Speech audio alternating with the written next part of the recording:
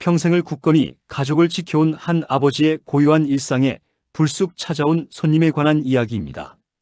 은퇴한 박 노인에게는 자신만의 시간표가 있었습니다. 기관사였던 그는 평생을 정해진 시간에 맞춰 살아온 사람이었죠.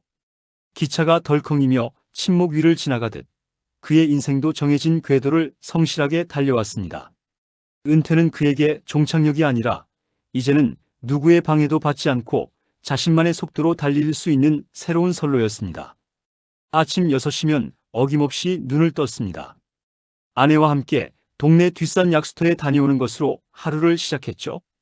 졸졸 흐르는 약수 한 모금에 정신이 맑아지고 아내가 싸준 따끈한 찐 고구마를 나눠 먹는 맛이 꿀맛이었습니다.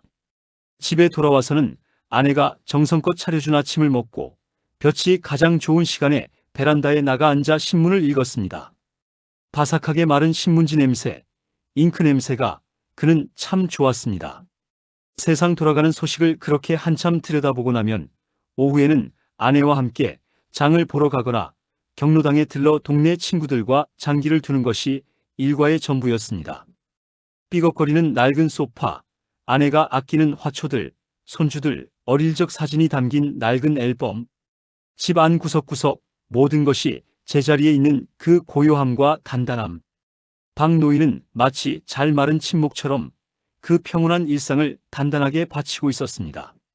그에게 은퇴 후에 삶은 전쟁 같은 세월을 보낸 자신에게 주어진 값진 훈장이었습니다. 그러던 어느 가을날이었습니다. 저녁밥을 먹고 아내와 함께 텔레비전을 보고 있는데 현관문 비밀번호 누르는 소리가 들렸습니다. 이 시간에 찾아올 사람이 없는데 누구일까? 아내와 박 노인이 서로의 얼굴을 쳐다보는 순간 문이 열리고 큼지막한 그림자가 집 안으로 들어섰습니다. 40을 훌쩍 넘긴 아들 민수였습니다. 그것도 커다란 여행 가방을 끌고서 말입니다. 며칠 묵고 갈 요량으로는 보이지 않았습니다. 헬쑥해진 얼굴, 며칠은 좋게 못 감은 듯 헝클어진 머리, 금방이라도 울음이 터질 듯 붉게 충혈된 눈. 박 노인의 심장이 덜컥 내려앉았습니다. 아니, 이게 무슨 일이냐? 연락도 없이.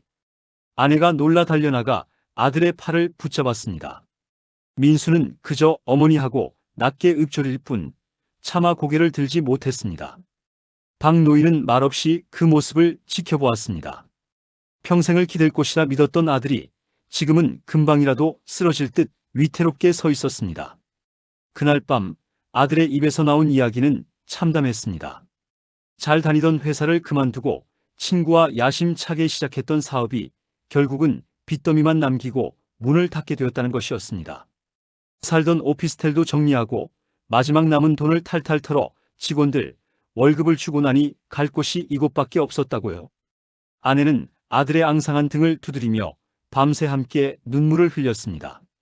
박 노인은 차마 그 방에 들어가지 못하고 거실 소파에 뜬 눈으로 앉아 밤을 지새웠습니다. 창밖은 칠흑같이 어두웠고 가끔씩 지나가는 자동차 소리만이 정적을 깨뜨렸습니다. 마치 자신의 고요한 침묵 위로 예고 없이 탈선한 기차가 올라탄 기분이었습니다. 그날 이후 박 노인의 시간표는 완전히 망가져 버렸습니다. 캥거루처럼 불쑥 부모의 집으로 돌아온 아들은 집안의 모든 질서를 흐트러뜨렸습니다. 아들은 해가 중천에 뜰 때까지 잠을 잤고 일어나서는 온종일 방에 틀어박혀 스마트폰만 들여다보았습니다. 밥때가 되어도 나올 생각을 안 해 아내가 방문을 두드려야 마지못해 식탁에 앉았습니다. 아내가 정성껏 차린 밥상 앞에서 아들은 깨작거리기만 했습니다. 예전에는 뭐든 복스럽게 잘 먹던 아들이었는데 말입니다. 대화도 없었습니다. 박 노인이 무슨 말이라도 건네려 하면 아들은 네 혹은 아니요 라는 단답형 대답만 할 뿐이었습니다. 그러고는 이내 다시 방으로 들어가 버렸습니다. 밤에는 잠을 자지 않는지 아들 방에서는 새벽까지 희미한 불빛이 새어나왔습니다. 박 노인은 아침에 약수터 가는 발걸음이 무거워졌습니다. 신문을 펼쳐도 글자가 눈에 들어오지 않았습니다. 늘 제자리에 있던 물건들이 조금씩 자리를 잃어갔습니다. 소파에는 아들이 벗어놓은 옷가지가 아무렇게나 던져져 있었고 식탁 위에는 아들이 먹다 남긴 컵과 과자 부스러기가 널려 있었습니다. 아내의 한숨도 날마다 깊어졌습니다. 아들의 옷을 빨아 널고 끼니 때마다 뭘 해 먹일까 고민하고 아들의 눈치를 살피느라 하루가 다 갔습니다. 박 노인은 그런 아내가 안쓰러우면서도 속에서는 천불이 났습니다. 저 멀대 같은 놈이 나이가 40이 넘었는데 아직도 제 앞가림을 못하고 늙은 부모에게 짐이 되다니. 화가 머리끝까지 치밀었습니다. 대체 언제까지 저러고 있을 거요? 사람 구실을 하려면 뭐라도 해야 할 것 아니요? 어느 날 저녁 박 노인은 참다 못해 소리를 버럭 질렀습니다. 아들은 아무 말 없이 고개를 푹 숙였습니다. 아내가 깜짝 놀라 박 노인의 팔을 잡아 끌었습니다. 여보, 애 앞에서 왜 그래요? 지금 속이 오죽하겠어요. 속이 상하면 뭐라도 해야지.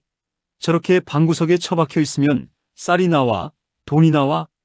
박 노인의 목소리는 서슬퍼렇게 떨리고 있었습니다. 그것은 단순히 아들에 대한 분노만은 아니었습니다. 평생을 바쳐 쌓아 올린 자신의 평화로운 성이 아들이라는 불청객 때문에 속절없이 무너져 내리는 것에 대한 원망이었습니다.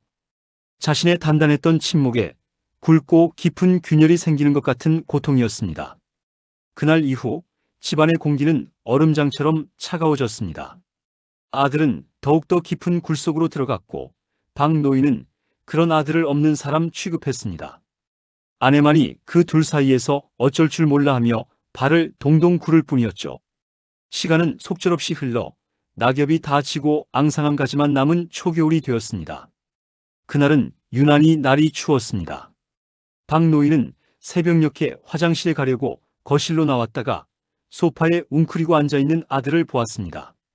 어둠 속에서 아들의 등이 작게 떨리고 있었습니다. 흐느끼는 소리였습니다. 박 노인은 순간 모든 분노와 원망을 잊었습니다. 40이 넘은 아들이 아니라 어릴 적 악몽을 꾸다 깨어나 무섭다고 울던 5살짜리 민수의 모습이 보였습니다.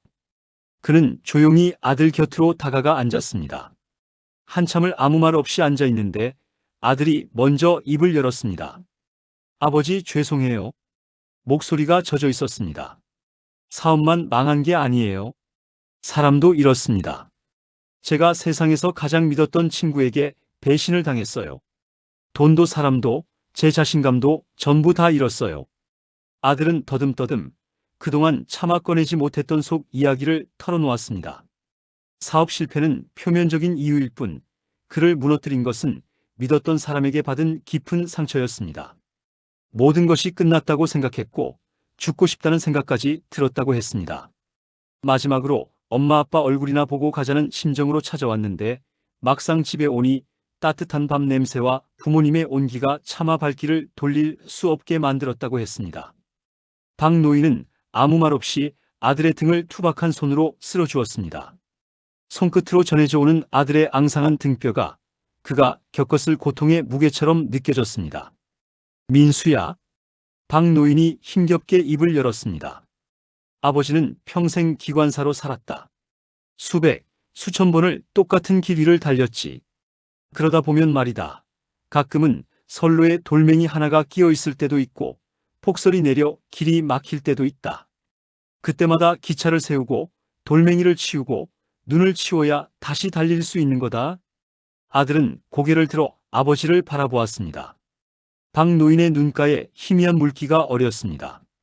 내 인생에도 지금 큰 돌멩이가 하나 끼었을 뿐이다. 잠시 멈춰서 숨 한 번 고르고 그 돌멩이를 치우면 돼. 정 힘들면 이 늙은 아비가 같이 들어주마. 그러려고 부모가 있는 거 아니겠냐? 그날 밤 부자는 아주 오랜만에 서로의 마음을 보았습니다. 아들이 찾아온 것은 박 노인의 평온한 일상을 망가뜨리러 온 것이 아니었습니다. 그는 세상의 모든 풍파를 막아주던 가장 단단하고 안전한 친목, 아버지의 품으로 잠시 쉬러 온 것이었습니다. 길을 잃은 기차가 잠시 대피할 수 있는 가장 안전한 정거장으로 돌아온 것이었습니다. 다음 날 아침 놀라운 일이 일어났습니다. 박 노인이 약수터에 가려고 현관문을 나서는데 아들이 따라 나서는 것이었습니다. 아버지, 같이 가요. 어색하게 웃는 아들의 얼굴이 아주 오랜만에 보는 것 같았습니다. 그날 이후 아들은 조금씩 달라졌습니다. 아버지와 함께 약수터에 가고 어머니의 장바구니를 들어드리고 서툴지만 집안 청소도 하기 시작했습니다. 저녁이면 거실에 나와 함께 텔레비전을 보며 두런두런 이야기를 나누기도 했습니다. 물론 아들의 문제가 하루아침에 해결된 것은 아닙니다. 그는 여전히 실직자이고 여전히 마음의 상처를 안고 있었습니다. 하지만 그의 얼굴에서 깊은 절망의 그늘이 조금씩 걷히고 있었습니다. 텅 비어있던 눈에 다시 작은 빛이 돌기 시작했습니다. 박 노인도 자신의 시간표를 조금 수정했습니다. 아들과 함께 아침 산책을 하고 오후에는 함께 장기를 두기도 했습니다. 아들에게 자신의 젊은 시절 실수담을 들려주기도 했죠. 아들은 아버지의 이야기를 들으며 자신만 그런 실패를 겪는 것이 아니라는 사실에 작은 위로를 받았습니다. 어느덧 창밖에는 첫눈이 소복하게 내리고 있었습니다. 박 노인은 베란다 의자에 앉아 아내 그리고 아들과 함께 갓 끓인 따뜻한 생강차를 마셨습니다. 쌉쌀하면서도 달콤한 향기가 집 안에 가득 찼습니다. 망가졌다고 생각했던 자신의 고요한 일상. 하지만 이제 보니 그것은 망가진 것이 아니었습니다. 낡고 삐걱거리던 가족이라는 이름의 기차에 새로운 온기가 더해져 조금 더디지만 함께 굴러가고 있는 것이었습니다. 침묵은 그저 기차가 지나가기만을 위해 존재하는 것이 아니었습니다. 때로는 길 잃은 기차가 잠시 멈춰 쉴 수 있는 든든한 버팀목이 되어주기도 하는 것이었죠. 박 노인은 이제야 그 사실을 깨달았습니다. 우리 어르신들 살다 보면 자식들이 우리 가슴에 대못을 박는 것처럼 느껴질 때가 왜 없겠습니까? 내 속도 모르고 제멋대로 구는 것 같아 야속하고 저러다 큰일이라도 날까 밤잠을 설치기도 하죠. 하지만 기억해야 할 것 같습니다. 아무리 다 큰 자식이라도 세상살이에 지치고 힘들 때 가장 먼저 생각나는 곳은 바로 부모의 품이라는 것을요. 우리의 인생이 잠시 삐걱거리고 멈춰서는 것은 무너지는 것이 아니라 잠시 숨을 고르는 시간일지도 모릅니다. 단단한 침묵처럼 묵묵히 그 자리를 지켜줄 때 우리의 아이들은 다시 달릴 힘을 얻게 될 겁니다. 차가운 바람이 부는 계절입니다. 오늘 저녁에는 곁에 있는 가족의 손을 한번 꼭 잡아주시는 건 어떨까요? 말없이 전해지는 온기만으로도 서로에게는 가장 큰 힘이 될 테니까요. 지금까지 인생정거장이었습니다. 편안한 밤 되십시오. 감사합니다. 구독, 좋아요 부탁합니다.